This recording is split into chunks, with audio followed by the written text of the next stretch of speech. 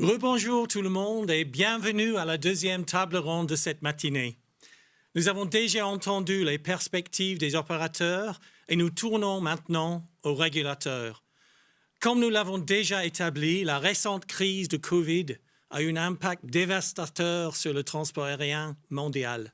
Non seulement l'industrie a été touchée par la crise, les gouvernements ont été challengés entre essayer de protéger leurs citoyens et, en même temps, essayer de maintenir leurs économies en marche. Cependant, la baisse massive de l'activité économique a eu un effet positif sur la réduction des émissions de gaz à effet de serre. Au fur et à mesure qu'ils naviguent cette crise, quel est l'impact sur les réflexions des gouvernements concernant l'aviation et le changement climatique? Il me semble y avoir un conflit important ici. D'une part, les gouvernements devront soutenir le transport aérien pour aider à reconstruire leur économie, mais d'autre part, ils sont toujours censés de réaliser des réductions rigoureuses des gaz à effet de serre d'ici le milieu du siècle.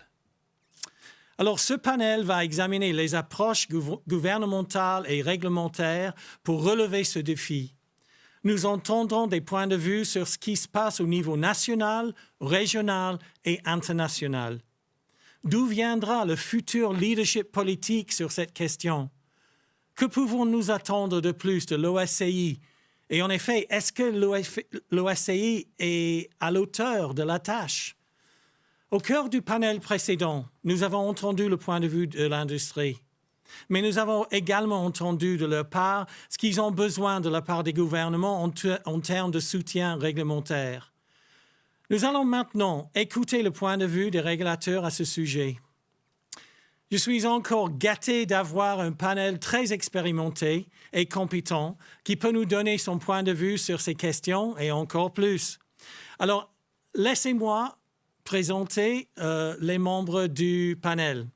D'abord, on a le plaisir d'avoir M. Patrick Gandil, ancien directeur général de l'aviation civile de la France, M. Michel Wachenheim, président de l'Académie et ancien représentant de la France sur le conseil de l'OACI, et ici, à côté de moi, Laurent Timsit, Senior Vice President, Government and International Affairs chez Air France KLM.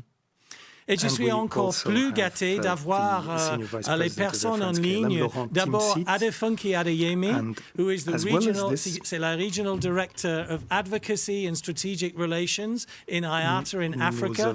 Welcome, Adefunke from Lagos, Nigeria.